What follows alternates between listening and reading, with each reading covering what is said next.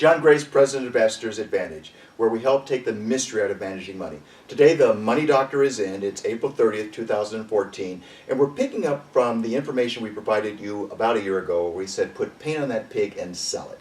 What we're talking about is the case of real estate today. And we've got some information that just became available today that gives us better ideas to what's going on around real estate. You see, real estate is a very big deal relative to the economy. And it's not just the purchases and the loans, it's all the ancillary buying. It's the furniture and the washer and the dryers and the refrigerators that have a huge impact on the overall economy. So when we hear that there's been an uptick in real estate in terms of the beating expectations on the prices of the gains over the last year, that would be the good news. And apparently that gain is seasonally adjusted of 0.8% in February from January and 12.9% from the previous year, again according to Yahoo Finance. However, that was based on the sale of fewer homes, according to David Blitzer, chairman of the committee of the S&P Dow Jones Indices, which administers the index. He said several factors are pointing to a frail housing market.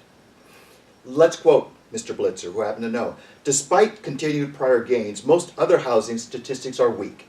Blitzer said in a statement on Tuesday, "Sales of both new and existing homes are flat to down. The recovering housing starts, now less than 1 million units at annual rates, is faltering. Moreover, home prices nationally have not made it back to 2005.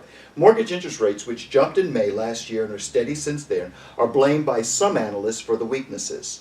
Others cite difficulties in qualifying for loans and concerns about consumer confidence. The result is less demand and fewer homes being built." Let me be clearer, because what we also see today in Yahoo Finance is that home ownership falls to a 19-year low.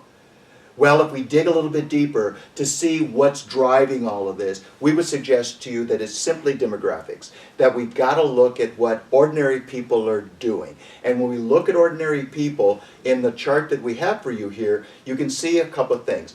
First, peak spending in the US of A occurs mid-40s.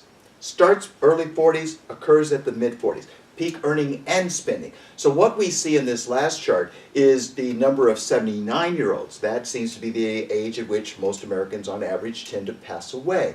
So in short order, what we see in the immediate future is it may be that there will be people who are dying who greatly outpace people who are buying.